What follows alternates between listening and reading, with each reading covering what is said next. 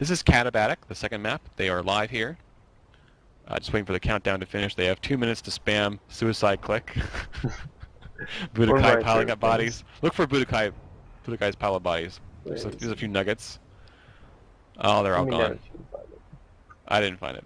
But yeah, you can make big piles of corpses by doing that on the new countdown. I'm a big fan of that. Suicide, a staple of Tribes combat, allows you to get back in position if you're way out of position during a play or at the end of a play. So players have been ritualizing the suicide spam in the beginning during these long countdowns just to get their suicide key ready and warmed up for this. Looks like the same... No, they have changed one player. Vertical is gone, David Bowie is in. He's in a Pathfinder, he may be capping for them, I dare say. And a new change, Jesse J Technician for Egocentric on blue. Looks like the same lineup for Moot Point on red. I don't see any changes for them. They're going to need to change stumps. Yeah, they may want to stack offense just to get the flag home. Mm-hmm. They're not stopping Pessimistic or Kiwi anyway, so I mean, why bother? If they can't handle the clear, they may as well go all in on the enemy flag and then try and outduel them. But you know, part of the problem may be they are getting outdueled anyway. I did see that their offensive clear was not able to live very long against the defense. You saw Ferret get chained out on that that E-grab attempt at the end, which could have saved the game for a few more seconds. Again, 4 minutes isn't exactly the best way to get a good appreciation of the team's strengths and weaknesses. No, certainly not. But it does show you that if they lose in 4 minutes, they're not as strong or stable as a team that you know, could hang on longer, hang in there longer against Ego. Ego, one of the, I guess, longer descending teams. They did have some merging and changes, but they've held on. They've definitely been one of the teams we've seen a lot of. Let's see, they've got a Doombringer, Budokai, and I'm not sure they have. I think he was there last map too, but I didn't see what happened to him. Looked like he was not cleared off very much. Only moved the flag a couple of times compared to Ego's, you know, 5 for 5 caps. Now here, this is interesting, on Catabatic you have Krytos here on this hill. He can actually spam Budokai off the stand without getting anywhere near the light defense. So it's really hard for them to get rid of him. You see Ivan here coming for him right now.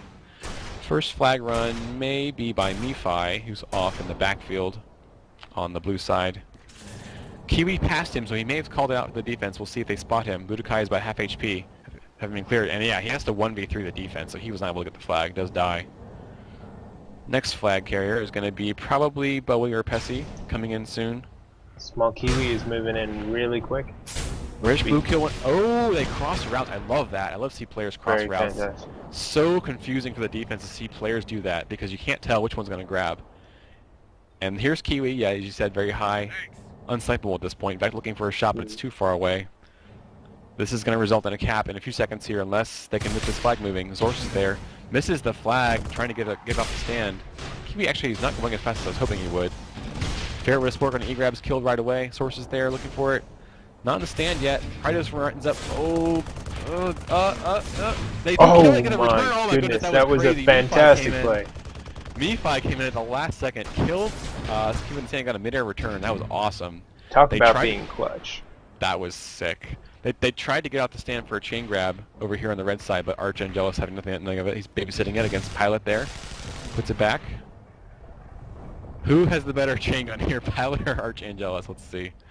Pilot's kind of outnumbered there, actually. Reddish Blue still playing Juggernaut. I'm surprised to see him not reprising his role as Raider. But either way, he's being effective, getting Arch Angelus down to half. And in general, I think that a flag carrier can 1v1 heavy on flag pretty well at high speed. And just as long as you get rid of the light defenders with their nitron grenades and the forced flag drops, etc., you're in pretty good shape. But whenever I see a flag carrier come in and 1v3 a flag stand, I'm like, that's not going to happen in this game. You could cowboy cap in other tribes games, not this one. You really have to get rid of the defense. Absolutely. There's Ferret and Ritual Sacrifice trying to clear. Ferret very low. Where's the next flag carrier? That's going to be Nephi in the back. Budokai is very low. We could actually get away with this. They're all very low, all three of them. Jezzy, Ivan, on Budokai, all very low. Here he comes. No, he eats actually a snipe and a nitron. The flag is returned. Xanthier, a very good sniper. A good pickup for Ego. Small Kiwi has it off the flag. I didn't see how he got away, but he is actually halfway home. Full health. There's no way to snipe him out from this. Was Arch Angelus cleared off at that point? Was he killed? Wasn't watching that side of the field. Either way, Krytos did a sort of a counter grab, just get it moving. Joe Sacrifice looking for it. Ivan misses the return actually. That's now past the Budokai. Oh, unfortunately, Sacrifice could not get the pickup. Oh, I know snipe beautiful back. snipe. Not enough though. Nah. And Desi J was able to get the thrust pack into the flag. This is actually kind of cool because, like I was saying before about arcs on different casts, arcs is a map that gets out of control really fast. So sometimes teams just get steamrolled if they don't get the map or if they're not ready, not warmed up. But Bowie is out actually, moving on a different route, the one he was crossing with Kiwi on before. Very high. This is the one that Kiwi smacked into the arch in that infamous cast. See how high he is. He can land right on the flag when it's returned. It's very hard for the offense to deal with because they can just time the return. There it is, 2-0 in short order. Let's see, Archangelos is actually in place again, but he's having to deal with Reddish Blue's clear. That is mainly the counter you want to the heavy on flag as an offensive clear. Juggernaut. See Krytos doing that here in the backfield also. And Mifai is going to be coming in soon, hopefully to line up with this clear. Budokai is still in good shape though. No, just barely got the flag standoff. So I didn't see what happened to Kiwi, but either way, it was pick up and dropped. Here comes Mifai. Oh, where is he? He almost slipped by, but Ivan I think may have nittered him in the face. Krytos goes for a heavy grab just to keep it moving. Oh, tried to punt it there. It's like he may have missed the punt. I think he might have had a chain gun out. I'm not sure. Yeah, it was just a little bit off with that. Did he shoot it with like a thrown disc? It looked like he shot it with a mortar. You can mortar punt, I've heard. I haven't tried it myself. Either way, it is 2-0 for Ego in 5 minutes. And like I was saying, so Arcs Novena is a map that gets out of control really fast, but Kata is a more balanced map, a little more plotting, a bit more big size. You see Pilot here on the Ego side is trying to get rid of Archangelos for the Ego flag carriers. Yeah, Moot is definitely starting to get into the hang of things. Just wish we could have seen a more balanced map presence from them last round.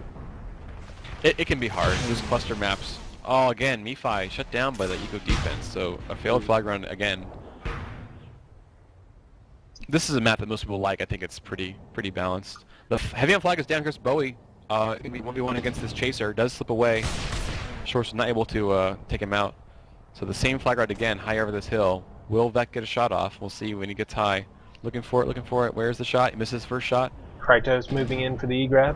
Gets it off. Does throw it away. That's going to be returned fast though. I mean, moving it that far is not enough. You see Ego's able to just put it back on the stand before that play even resolved. You want to save your E-grab, I think, probably till a little bit later because you don't want to have it returned and have that play be... I mean, you can't wait too long, obviously. You get in trouble there. But if you do it too early, you can have that play resolved before the flag even comes in, as we just saw there. Another suicide in the field by Fairwood Sport.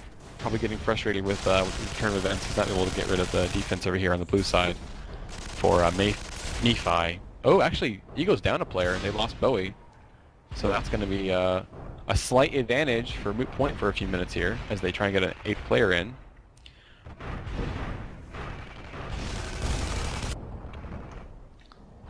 Let's see here. Krytos is looking at these installations. Kiwi has the flag, but it was knocked out with the Nitron sitting by the rocks. Pilot kind of wants it, but kind of not. He's having to deal with that turret. He killed one of the defenders there. Nearest person really with HP is Reddish Blue and a heavy. I don't see that going anywhere. But yeah, oh, actually, Dave Bowie's back, so it's 8-on-8 again. I was going to say that something about clears or something. Spiritual Sacrifice here is an infiltrator being spotted. Oh yeah, I was going to say Jesse J is a technician. So technician, he was before, he's not anymore, but he was. So that means their installations are up, their base was up. It is down currently, which is good for Moot Point. But again, this turret will come back online when the generator comes back. They haven't killed all the radar and stuff. Well, the radar's down, but not all the turrets. Interesting. There is actually stuff up for Moot Point also. 1 turret, 2 turrets, and radar. They're doing only gen offense for Ego. They're not really doing anything to knock out everything else. They did stop David Bowie in the stand just now, but there's Kiwi. Kiwi sneaks it away, steals it from Archangelos. I know the Europeans like to focus a lot more on taking out the base defense besides just the generator. The permanent base asset. There's Ritual Sacrifice as an infiltrator, punts it off, and it hits the rock and is going to stay put. That's a free return for Ego. Oh, it got knocked away. Fearless Fork wants it. Who's going to get there first? Scramble on the ground. Stagey gets it first. And it's a 4th cap for Ego. Ugh. Hard to watch this. It's just some very solid play from Ego and a little bit lacking defense from Moot. It is hard for Moot to deal with those 2 flag carriers crossing routes like that. Even if you kill David Bowie, as they did, Kiwi just nicks it out from under you. More and more teams are actually bringing out this straight away instead of waiting to see if they're one capper route. Right. Yeah. I think that it's also map dependent. I think that having 2 flag carriers on Kata can really counter some of the defense strategies you see. David Bowie again. This is going to be the last flag play unless Moot can move this. They're running out of time here. Bowie's probably about 5 seconds out or less. 1 shot hits him, 2 shots hits him. He's getting kind of low, but he might land on the stand. No, he punts it to the stand and misses. So actually, this is a few more seconds left for Moot to move the flag. This is Krytos against. Got it. Last chance. Krytos falls off the stand. He was going to try and get there. And they do kill him, and the last player there is Krytos, and that is 5-0 in 10 minutes this time instead of 4. So better showing, but no chance against Ego. If you're an Ego fan, it's a good chance to see they're not in trouble after losing Blinks. Blinks was not a core part of their team. They're saying that we're good enough to take on other teams without him. And I don't know if Blinks was unhappy with them or if he just found a better offer in Area 51. He wanted to be sponsored. He wanted to play with the big kids or whatever. But Ego holding on, man, with our new picks and stuff. Mm-hmm. Certainly.